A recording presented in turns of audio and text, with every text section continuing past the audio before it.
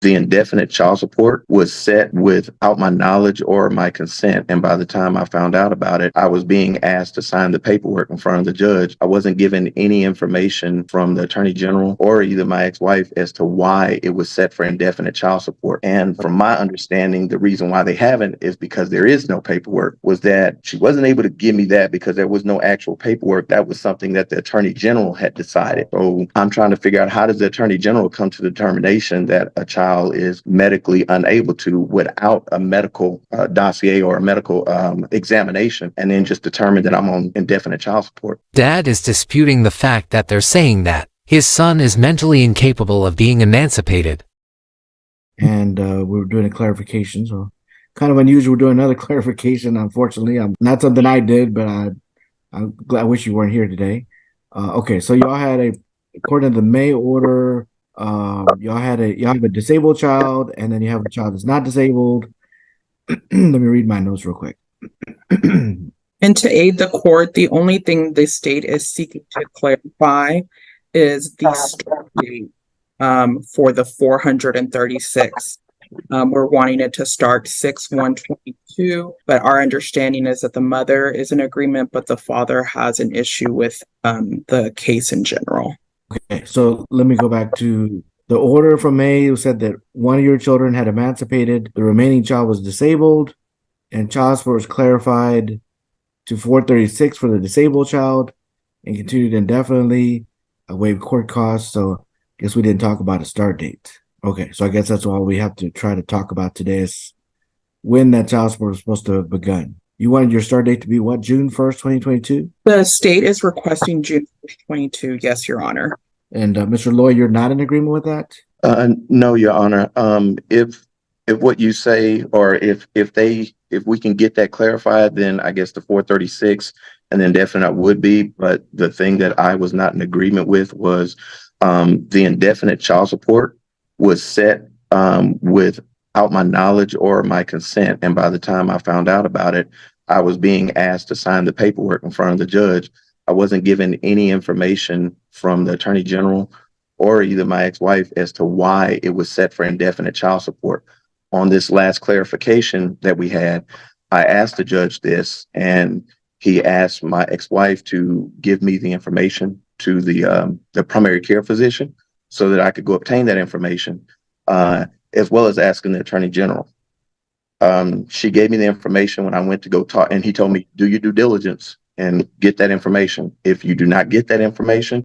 He wakes up shocked by an order he never knew existed as paperwork lands in his hands in court and throws him off balance while he searches for proof that the child cannot be emancipated, but finds none, and he feels pushed out of the process and pressured to accept a fate he never chose, as the Attorney General seems to operate behind the curtain like a hidden force, and his voice carries confusion mixed with wounded fairness, creating a moment that begins his journey as a father, desperately chasing answers while the audience senses injustice and leans in for more. Or if you're not satisfied, next time we meet up, then we'll handle that situation at that time. So we're here. I did my due diligence. I went to the clinic that she had gave me, or the address that she gave me for the hospital where he was at, or the clinic where he was at. They have no knowledge of him. They didn't give any paperwork that stated that they recommended that he was unable to be emancipated. I went to the last known place that we had him at, which was the Collier Center when he was younger. They gave me I explained to them what the situation was. They gave me the full document on him, and I have it here in person. I can bring to the courts if they need. They gave me the full document. I combed through it. It does state that he was hearing impaired, have cytomegalovirus. We already knew all that, but it states nowhere in there that they had deemed him unable to be emancipated. So at that point, I reached out to the attorney general, again, asking them for the paperwork. They have not given me the paperwork. And from my understanding, the reason why they haven't is because there is no paperwork. Actually spoke to my ex-wife, and she actually stated in the midst of us talking was that she wasn't able to give me that because there was no actual paperwork. That was something that the attorney general had decided. So I'm trying to figure out, how does the attorney general come to the determination that a child is medically unable to without a medical, dossier or a medical examination, and then just determine that I'm on indefinite child support. Okay, so to be clear here, I was your judge in May. You were present. Y'all agreed to the order. So you didn't tell me at that time anything else. I mean, it sounds like me that I might have told Ms. Keys to give you more information, but you didn't contest it. So that's why we did the order as it was. Secondly, the attorney general doesn't know anything about your child. You know, they don't have any, they may have documentation, I don't know, but they're not the ones that are seeking indefinite child support, other than someone's requesting them to do it for them, which is Ms. Keys, of course. But they would have no knowledge personally of whether your child is disabled or not. Well, Your Honor, I did disagree with. Hold on, excuse me. You did not. No, Ms. Keys. Is there any other medical provider that Mr. Lloyd did not mention that you failed to give him that information, or that you can provide him that information now? I actually did send him over the art. I CC'd the OAG in it, and I also emailed it to him. I don't care if you CC'd the AG's office. I'm not the AG's office. What did you give Mr. Lloyd? Mr. Lloyd is the only thing I'm talking about. Okay, yes. I went ahead and I emailed him the art paperwork from the psychologist, the learning disability. I forgot the actual name for the doctor at the school that. He rushes into a frantic search for the missing medical file like a man racing against time, as every clinic and hospital. He checks leaves him empty-handed while his ex claims there is no paperwork and shifts everything to Ward. The state placing the attorney general in the center of a puzzling situation, and he wonders how incapacity was decided without documents, which turns decisions made in darkness into the theme of his struggle, and each failed attempt fuels his frustration, while this entire chase becomes a gripping paperwork mystery that pulls viewers deeper.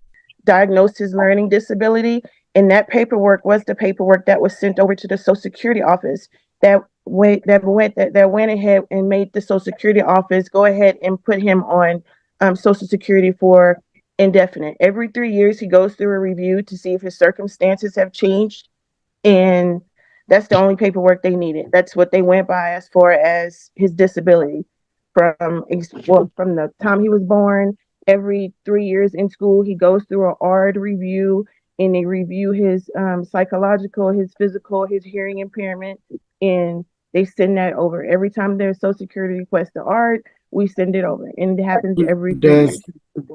Who does the ARD review? That's what we're trying to figure out. It's the school. They have, he goes to, when he was in high school, the last time he had his art review was in 2021, I think. And they went ahead and did it then. And he should be going through another one next year. And since he's not in school anymore, he's going to have to go ahead and see the doctors that the Social Security have or whatever. Or have him see a regular doctor, one of our family doctors. And then they'll go ahead and send over that paperwork. It happens every 3 years. But I did go ahead and email that paperwork to him, showing what the doctor said he has, what was going on, and what was wrong with him. And if you have if there's a chat here, I could send a screenshot showing that I emailed that paperwork over. Your Honor, I received no counselor, you said no longer. Excuse me, Mr. Lloyd, I'm trying to help you. I'm trying to answer your question. I don't really even have to talk about this at all today, because this isn't about all that. This is about what the start date is, period. Okay, so I'm trying to give you that information, or find out if we have all the information, since y'all can't have a conversation about it. All right, so Ms. Keys, you said he's no longer in school, so the art advisor would not be able to have any information anymore? No, we only have the last art. I only have the last art paperwork. When it's time for him to do another review, I have to let the Social Security know that he still has the same learning disability, taking see an audiologist. I'm sorry to interrupt you, Ms. Keys, but you're telling me about the future. I'm asking you about right now, where we are. So is the child in school now? No, sir. He's not in school now.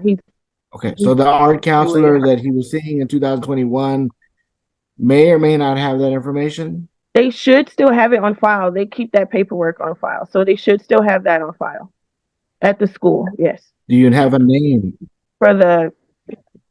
I have the name of the doctor. Give me 1 second, because I had it open just in case you guys would ask for it. All right. The special education teacher is Kim Brockington. The assessment teacher is Chelsea Sanchez. He discovers old school records at the Kohler. Center, holding fragments of truth as the file reveals past impairments but nothing declaring incapacity in school. ARD meetings blend with Social Security rules, creating a tangled paper trail that is messy yet meaningful, and this teaches viewers the difference between real evidence and unsupported claims while showing the importance of Social Security. Paperwork in court battles and knowledge hides in forgotten folders, and government boxes turning his document search into a small but compelling detective adventure. The Louisville ISD rep that sat in for the meeting is Jennifer Stillner. The Texas workforce representative is Kelly Harrison. And I'm not sure what the DHH/AI. Okay, that's his audiology teacher is Samantha Roberts. Who is Miss Roberts? She is the AI teacher, his audiologist teacher at the school. It says DHH/AI teacher. And that's all at the Denton High School in Denton, Texas. So if he wants to get that paperwork from them, he's very welcome to do so. But I did email it over to him. You did not, but okay. All right. So, Ms. Keys, who is his general physician? Like just a regular physician? Well, right now, the doctor's office that he was going to, that office closed, and he hasn't seen a doctor in maybe a couple of months. We only take him in if he's sick or anything, and he doesn't have a primary. Well, who was his doctor? Samar Aslam. You saying they closed altogether, or he moved to a different place? Yeah, she moved. It's a she. She moved to a different office. She no longer sees Medicaid patients, so I have to find him another doctor that takes Medicaid. But he's covered under my husband's insurance. All right. So does the office still exist where the doctor used to work? The office still exists. Yes, I think it's a different doctor that's at the office though. And that was the information she gave me on the first hearing. Address. Hold on. Oh, you already have that? Yeah, that was the information she gave me on the first hearing with you, Your Honor. And that was the one I went to, and they said that they had no knowledge of him. Because it's a new doctor. Yep. Oh. When do you plan to go to a new doctor, Ms. Keys? Probably next month or January. If I need to take him into the doctor, I could take him into the doctor.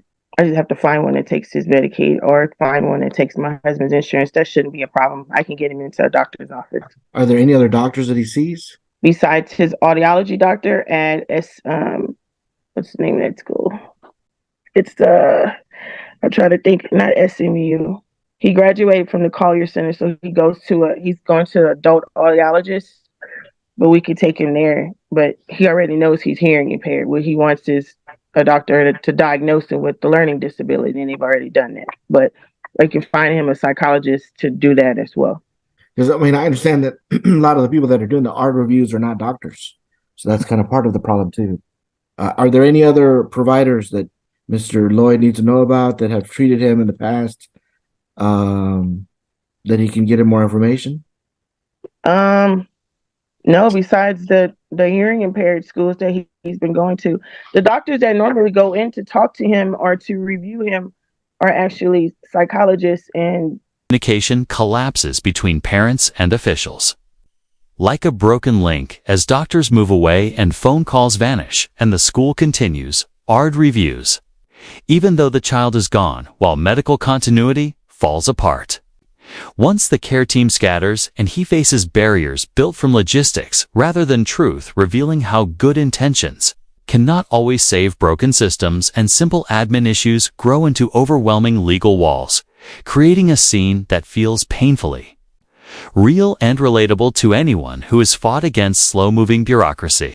That actually go in and talk to these kids and actually do the assessment. So they're not doctors' offices, but they're with the state, they're with the school district. So they should have all that paperwork on file and from every year they do it at the school, if he wants to go that deep. Does he have a psychologist now? Does he have a psychologist now? Yes. No, sir, not since he's been out of school. Because he was seeing the school doctors. When did he finish school? He graduated in 21. He's been out of school 2 years. Mr. Lloyd, have you talked to the Social Security office? The Social Security office? No, I talked to the Attorney General's office. I didn't know that the Social Security office was someone that I could speak to about this situation. So no, I haven't talked to them.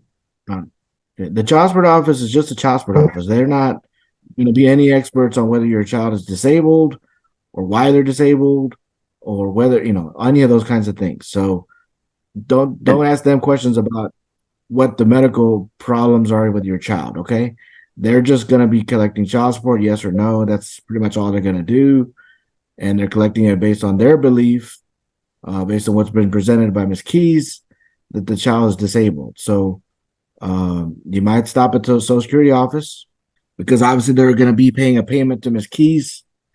And they do, I mean, what she's saying makes sense. I do understand what you're saying also, Mr. Lloyd, that, I mean, if he's out of school, then these people probably don't want to talk to you because the child's no longer there. So I can understand why you're having problems getting information. You might talk to Social Security office, though. They should have current information. And then, Ms. Keys, when you get a new doctor assigned, you need to let Mr. Lloyd know the name of that doctor.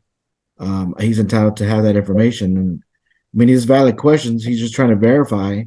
But I can see reasonably that Mr. Lloyd has had some roadblocks because the child's no longer in school. So they're going to pretty much not want to answer his questions because there's no need, or the child's no longer there at the school. So I understand what Mr. Lloyd's saying. I believe you, Ms. Keys, that the child is disabled, but you don't have a provider today. We don't have anybody current. So it's kind of hard for Mr. Lloyd to do research if he doesn't have all that information. So the more that you can give him, the better. Y'all need to do this outside of court. We shouldn't be doing this here in court at all, because it's just about legal parts of it, not that part of it. And I try to, Your Honor, but a lot of times she refuses to speak to me or she won't take my calls.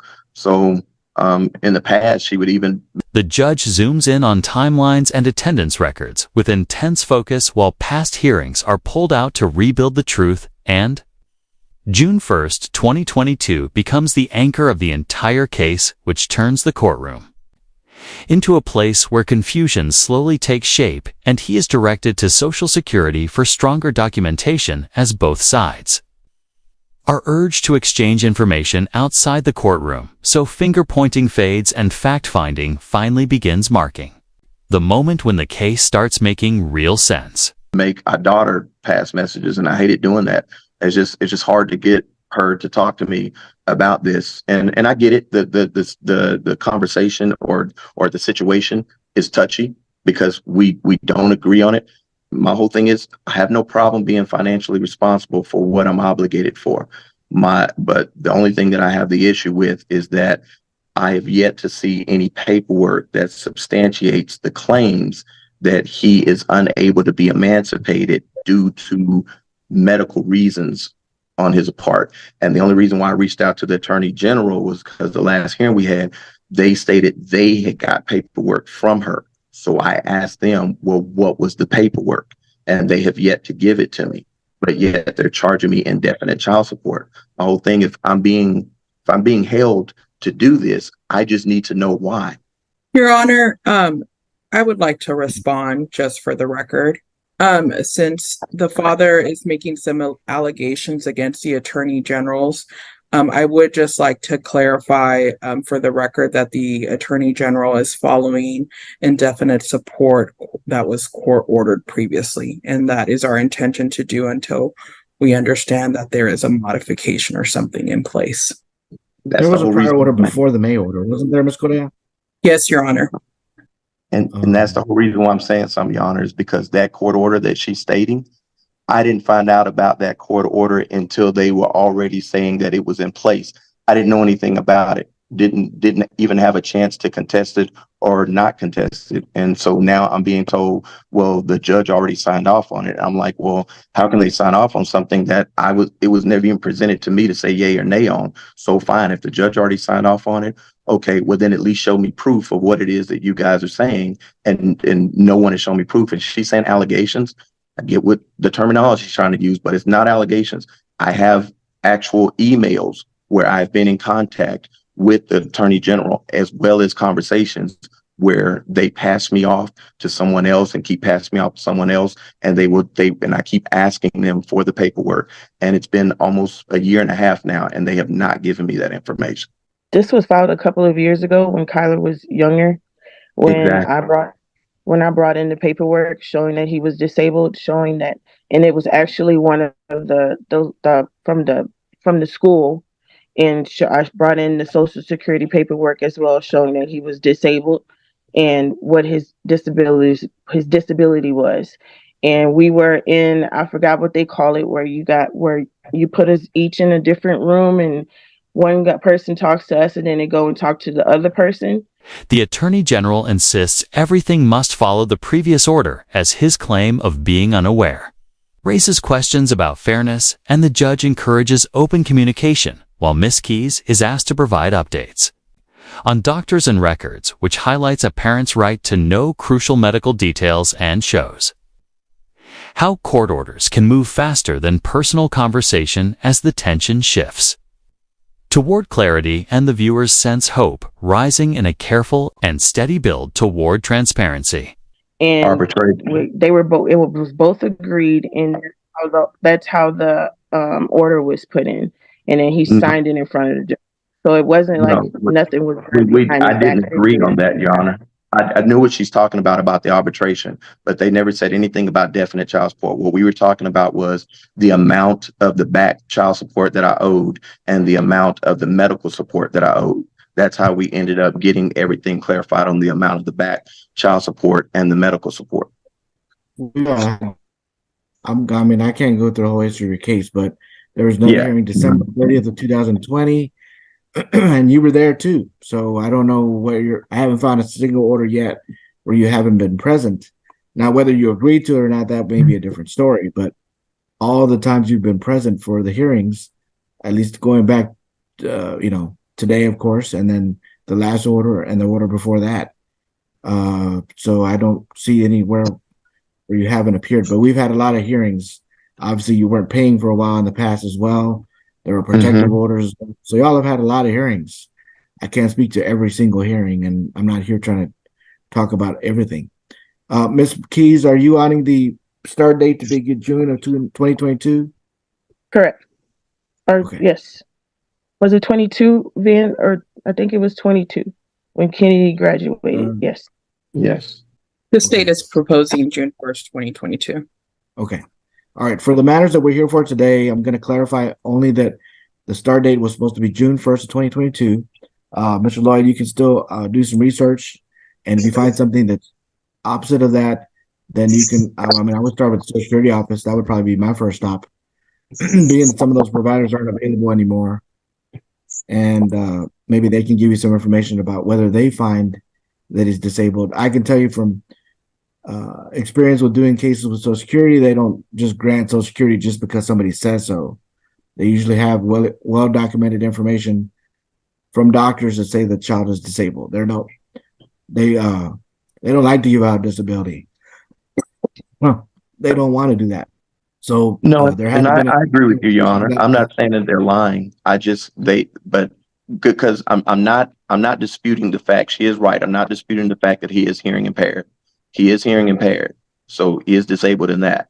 But the fact that they're saying that he is mentally incapable of being emancipated, that's the part that I am disputing, and no one can seem to give me any information about it. When I go to the Attorney General or when I go to anybody else, they all say, Stop going to you the have to Attorney go General's back and office. talk to the court.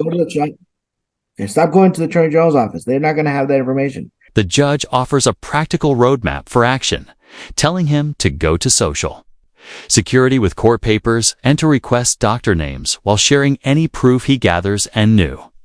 Medical documentation could reopen the entire case, showing viewers that persistence is a powerful tool in legal battles, as this moment feels like a hidden tutorial inside. Dramatic courtroom chaos, and his frustration slowly transforms into determination, making the audience cheer for him as he regains direction and purpose. They're going to present on the day of court, and that's pretty much it. At some point, they did that, and that's where we are. Where we are. I mean, but go to the Social Security office. Ms. Key is going to update you when the child gets a new doctor. You can go to them, and then if you want to modify it, you can ask for it to be modified to stop child support if you think the child is 100% able to work again. I'm not sure what the level of his hearing disability is, if that's something that will allow him to work on a full-time basis or not. I don't know. I'm not a doctor. Not here to decide that today anyway.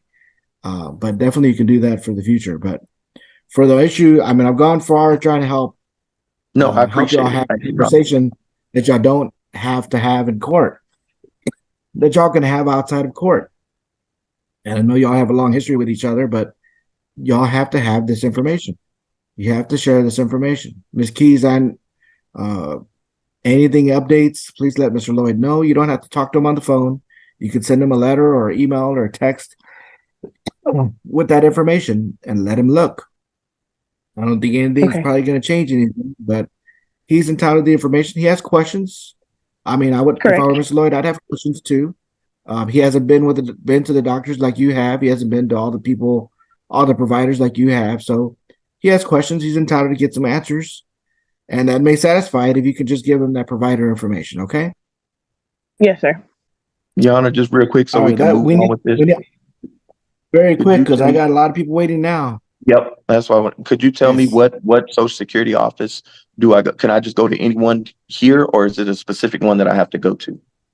It's the Denton one. I think any of them, and you might want to bring a copy of court order with you or any of your court orders to say that you have access to that information. You may be one of the original orders if you have one there that says you have right to medical information. They might want to see that, Yeah, but I have that. Okay. yeah, bring that with you just in case. I don't want that to be a problem. I would imagine any of them would be able to give you that information, right, Ms. Keys? Yes. Okay. Okay, I have that. All right, thank you, Your Honor. Thank y'all, and we can move forward now. Thank y'all. All right. All right. So y'all can press leave on the Zoom, text it out. They'll send you a copy of the new court order. Thank you. Okay. Say calm sense of relief settles as unfinished tasks remain for later, while the hearing closes and real-life details slip into view with a new home in West Virginia, offering hope and everyday needs, blending with legal responsibilities. So the case ends with some closure, but keeps space for future progress and sets up the perfect moment for a follow-up as heart and logistical struggle mix into a grounded courtroom story, leaving the audience eager for the next chapter of this journey.